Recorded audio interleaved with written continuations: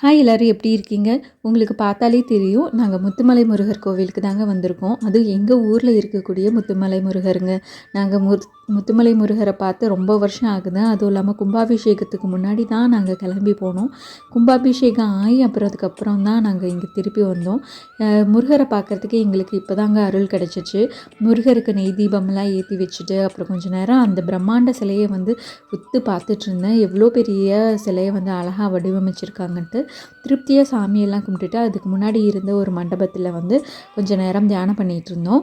அதுக்கப்புறம் பார்த்திங்கன்னா கொஞ்சம் வந்து ரிலாக்ஸ் பண்ணிவிட்டு கடைகள்லாம் சுற்றி பார்க்கலான்னு சுற்றி பார்த்துட்டு இருந்தோம். நிறைய கடைகள் இருந்துச்சு. சுற்றி சுற்றி பார்த்திங்கன்னா நிறைய பொருட்கள், அப்புறம் பார்த்திங்கன்னா நிறையா ஸ்நாக் இந்த மாதிரி இருக்க கடைகள்லாம் இருந்துச்சு.